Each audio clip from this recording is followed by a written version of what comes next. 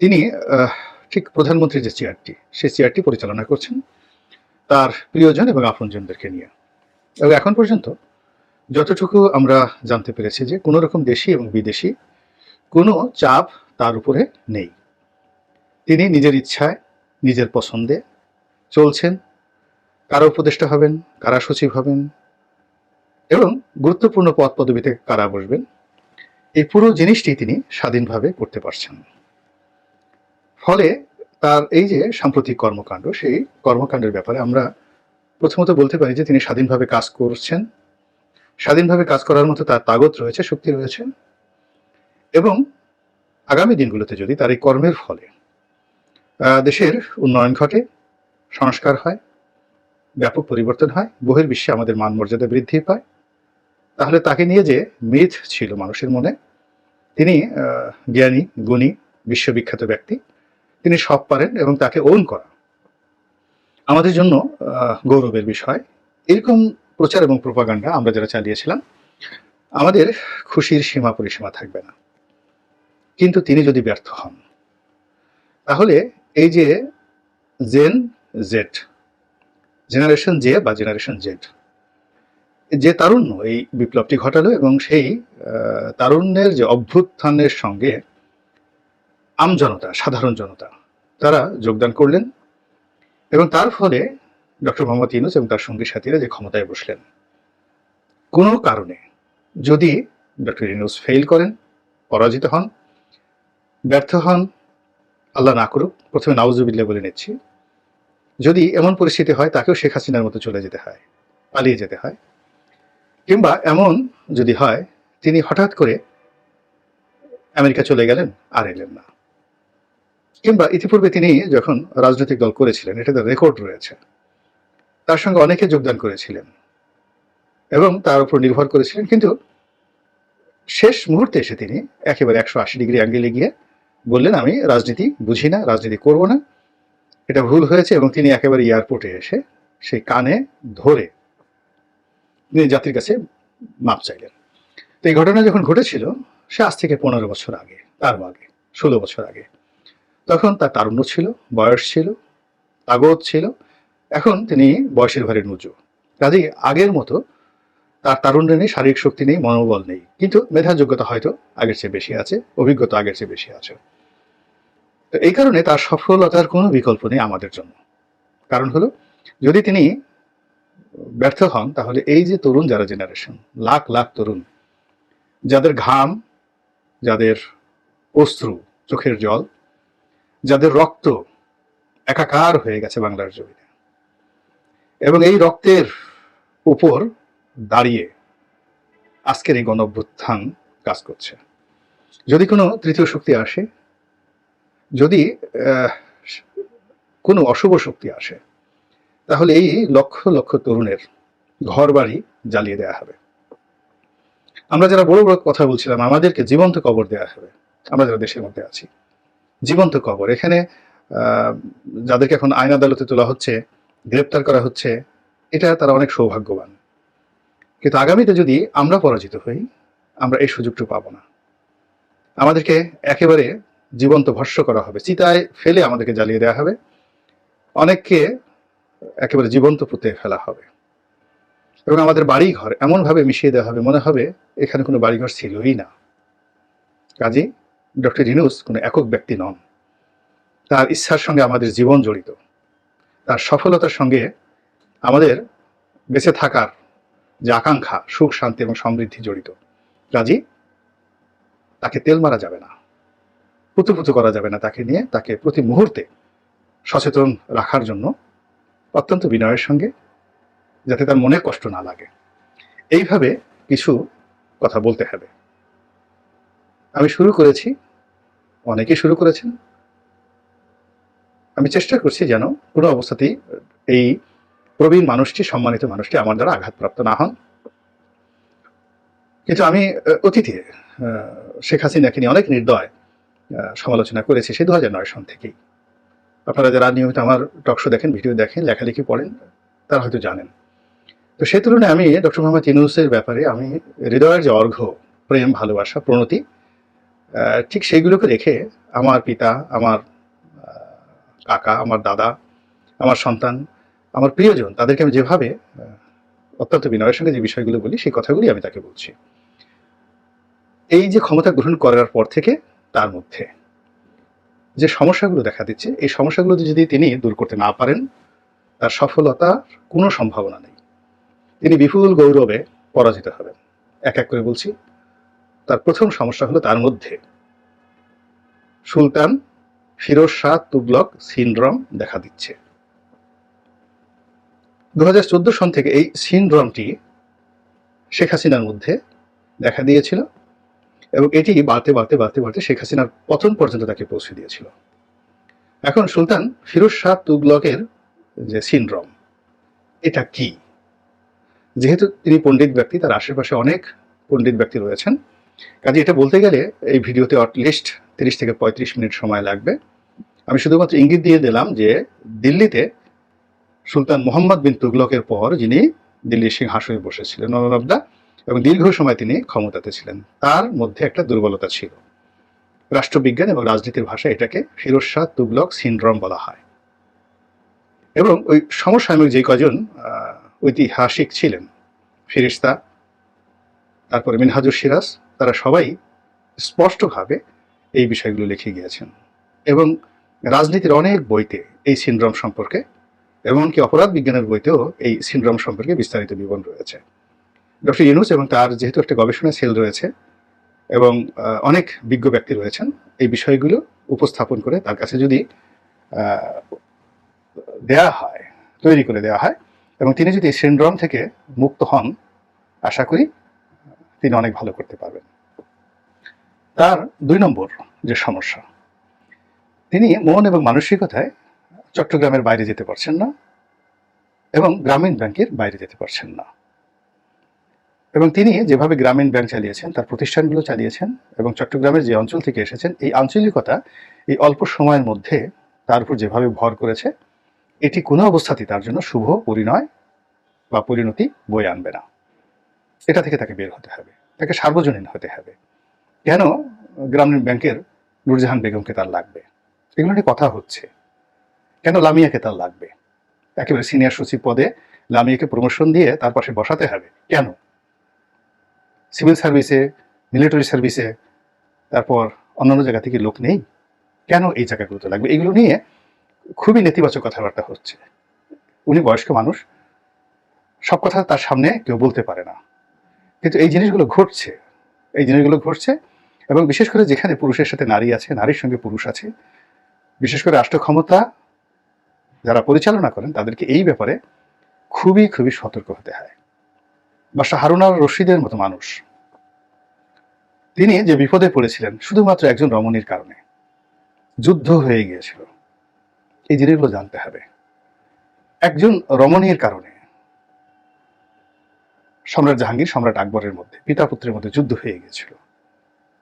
এরপর একটার পর একটা তার জীবনে অনেক নারী এসেছে বাদশাহ জাহাঙ্গীরের জীবনে, এবং সবগুলো নারীর জন্যই অসংখ্য খুন খারাপি হয়েছে, বদনামি হয়েছে, সমস্যা হয়েছে। এবং সম্রাট আকবরের জীবনেও ঠিক একই সমস্যা।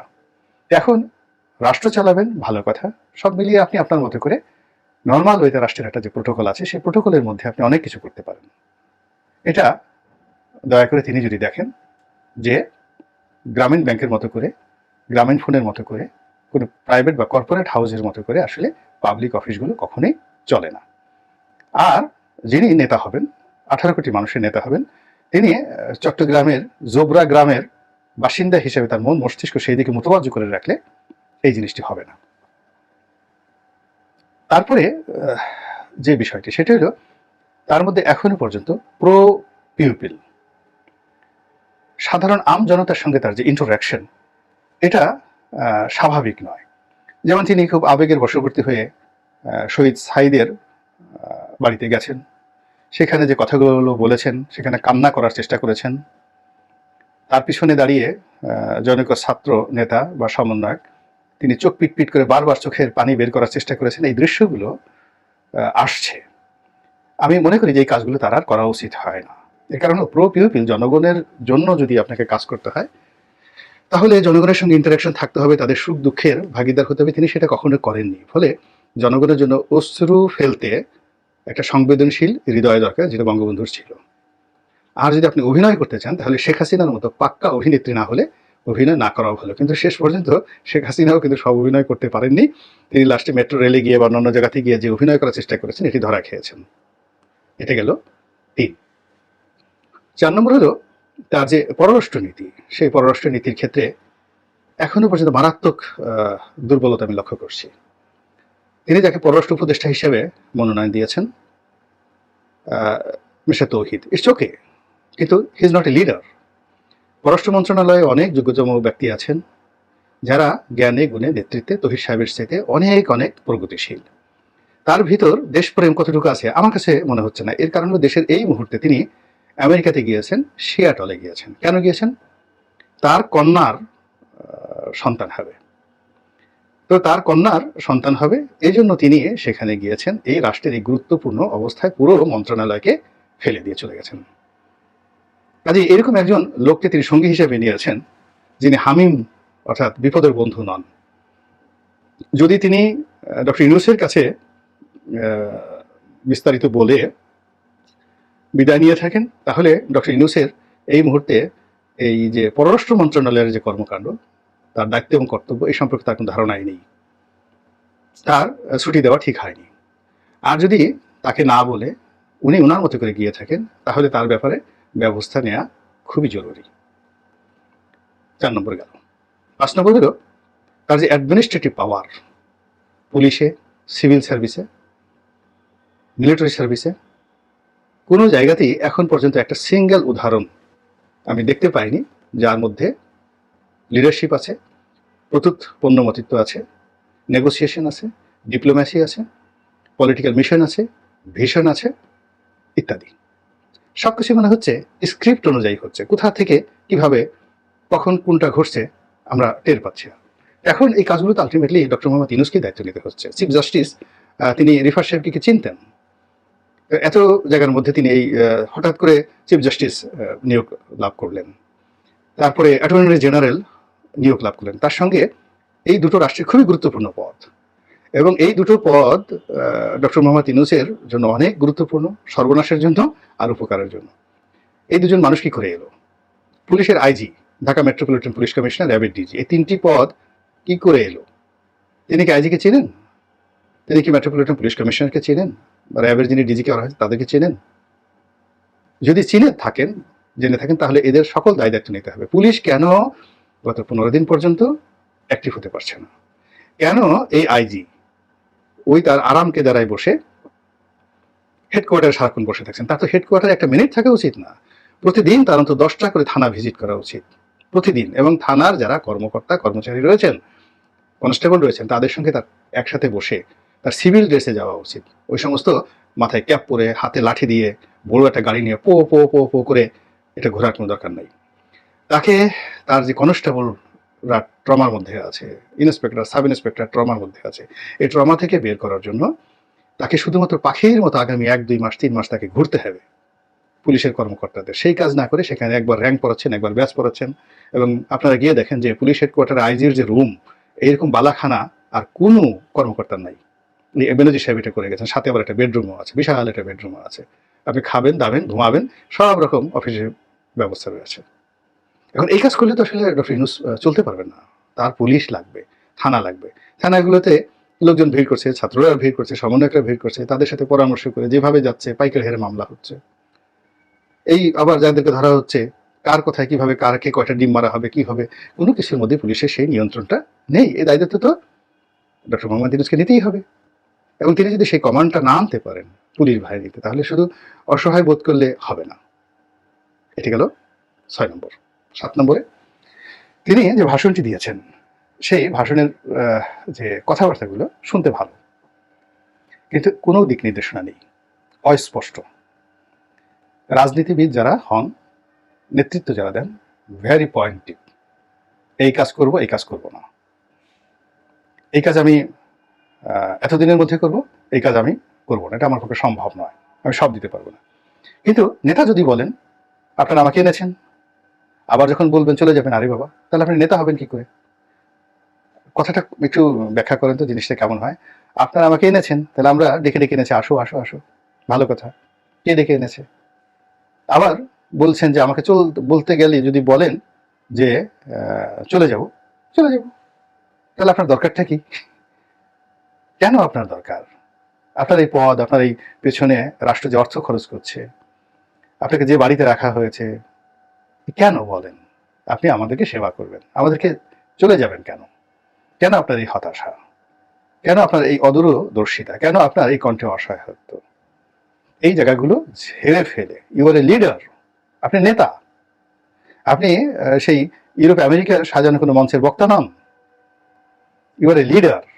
আপনার প্রতিপক্ষ শেখ হাসিনা, নরেন্দ্র মোদী, আপনার প্রতিপক্ষ বেগম খালেদা জিয়া, তারেক রহমান, আপনার প্রতিপক্ষ জামাত, দেশের 18 কোটি মানুষের মধ্যে ছাত্ররা যারা বসেছে তার বাইরে একটা বিশাল শ্রেণী, কম করে 5 থেকে 6 কোটি মানুষ আওয়ামী লীগ যারা করে, তারা প্রতি মুহূর্তে আপনাকে টেনে হিসড়ে নামানোর জন্য পথ পেতে বসে আছে।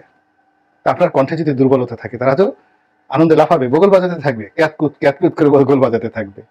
বগলের সাবান দিয়ে ছোটকালে আমরা যেভাবে বগল বাজাতাম না, শব্দ করে, এইভাবে আপনার এই ভাষণ শুনে সবাই ক্যাতকুত ক্যাতকুত করে তারা ডাকাডাকি শুরু করে দিয়েছে। যার জন্য ডক্টর মোহাম্মদ ইউনূস, মান্যবর প্রধান উপদেষ্টা, স্বনির্বন্ধ অনুরোধ, ঘুরে দাঁড়ান। আর এই সমস্ত এই যে পাঞ্জাবি পরা, তারপরে ওই যে সমস্ত এগুলো এগুলো ঠিক না। আপনি একজন রাষ্ট্রপ্রধান, সরকার প্রধান। এখন চুপ্পু সাহেব রাষ্ট্রপ্রধান হলেও দুটো জিনিস আপনার মধ্যে, আপনি মার্সিডিজ গাড়িতে চড়ে ঘুরে বেড়াচ্ছেন, সবচেয়ে দামি একটা বুলেট প্রুফ গাড়ি, মার্সিডিজ এস ক্লাসের সবচেয়ে আপার গ্রেডের গাড়ি শেখ হাসিনা যেটা পড়তেন, এর সাথে আপনার ওই পাঞ্জাবি, পুরনো পাজামা, এইগুলোকে মানে এগুলো আসলে মানায় না, দেখতে খারাপ দেখায়। You are representing the nation. এগুলো আপনি অন্য জায়গাতে সেগুলো হয়। আমি আপনাকে জাস্ট একটা কথা বলি, মানে সব কথা তো শুনতে ভালো হয় না। যেমন মহাত্মা গান্ধী, তিনি খালি গায়ে থাকতেন, ধুতি পরে থাকতেন। তো এটা নিয়ে একবার নীরজচন্দ্র চৌধুরীকে জিজ্ঞাসা করা হলো যে এই যে নেতাজি, মানে নেতাজি তো না, বপু বা মহাত্মা গান্ধী, মহাত্মাজি, তিনি এই যে খালি গায়ে এইভাবে ঘুরেন এবং এইভাবেই তিনি ইংল্যান্ডে গেলেন, এটাকে আপনি কি দৃষ্টিতে দেখেন? Nirajchandra Chaudhuri one of the greatest scholar এই শতাব্দীর। তো তিনি বলেন যে এর সে ভণ্ডামি আর নাই, ওর মধ্যে ভণ্ডামি ছাড়া আর কোনো কিছু নাই, কোনো লেখাপড়া নাই, কোনো জ্ঞান নাই, কোনো গরিমা নাই। ও ভণ্ডামি করে একটা সুযোগ নিয়ে এ ভারতবাসীকে বিভ্রান্ত করছে এবং ভারতের সমস্ত আন্দোলনকে সর্বনাশ করে দিচ্ছে। এবং এ কথা দেশ পত্রিকাতে 1986 সনে এই নীরজচন্দ্র চৌধুরী এই সাক্ষাৎকারটি ছাপা হয়েছিল। এখন প্রতিটি মানুষেরই স্থানকাল পাত্রভেদে ওইভাবে তার পোশাক আশাক, খাবার দাবার। আপনি থাকছেন যমুনাতে, চড়ছেন আপনি মার্সিডিজ বেঞ্চে, খাবার দাবার খাচ্ছেন রাজকীয় খাবার দাবার, আর আপনি পোশাক পরছেন গ্রামীণ চেক। It's not fair. আপনাকে অন্য সব রাজাবার সামনে দেখুন। এখন নরেন্দ্র মোদী খুব অফ ড্রেস ছিল, মমতা ব্যানার্জি অফ ড্রেস পরেন, কিন্তু যখন রাষ্ট্রীয় যে প্রোটোকল হয় সেখানে বিশ্ব নেতাদের মাঝে যখন আপনি দাঁড়াবেন, বাংলাদেশকে রিপ্রেজেন্ট করবেন, আপনি নেলসন ম্যান্ডেলার পোশাকের দিকে তাকায় দেখেন তো, তার পোশাকের দিকে তাকায় দেখেন। এখন আপনি কি নেলসন ম্যান্ডেলার চেয়ে বড় হয়ে গেছেন? তার পোশাকের দিকে তাকায় দেখেন, কি স্মার্ট তিনি ছিলেন। একটা জাতীয় পোশাক পরতেন, নিজস্ব একটা ড্রেস ছিল ইয়াসির আরাফাতের। আপনি একবার তাকায় দেখেন তো সেই পোশাকগুলো। এবার আপনি চে গুয়েভারের পোশাক দেখেন, বা চে গুয়েভারের বন্ধু যিনি ফিদেল ক্যাস্ট্রো, তার পোশাক দেখেন, সালভেদর আলেন্দের পোশাক দেখেন, কত বড় বিপ্লবী নাসের, গামাল আব্দুল নাসের, তার পোশাক দেখেন। সেইভাবে আপনি সুন্দর করে নিজেকে প্রস্তুত করেন। অ্যাজ লং অ্যাজ আপনার ফুড যদি ভালো না হয়, আপনার মনে স্পৃহা জাগবে না, পোশাক যদি ভালো না হয়, এবং আপনি যদি পরিবেশ যে চেয়ারে বসেন চেয়ারের সাথে যদি আপনার মন মানসিকতা রাজস্বিকতা না আসে, রাজার চেয়ারে প্রজা বসে না, আপনি রাজার চেয়ারে বসে আছেন, রাজার চেয়ারে রাজার মতোই বসতে হয়। রাজা কখনো মানে ভয় পায় না, তাকে রাজদণ্ড হাতে নিয়ে রাজার মতোই সবকিছু চলতে হয়। তো এই যে লক্ষণগুলো বললাম, আপনি শুনবেন কি শুনবেন না আপনার ব্যাপার, কিন্তু যেহেতু আপনার সঙ্গে আমাদের অনেকের নিয়তি জড়িয়ে গেছে, কাজে এই কথাগুলো বলা ছাড়া আমাদের আর কোনো উপায় নাই। আল্লাহ আমাদের সবাইকে হেদায়েত দান করুন এবং হেফাজত করুন। আসসালামু আলাইকুম রহমতুল্লাহি ওয়া বারাকাতুহু।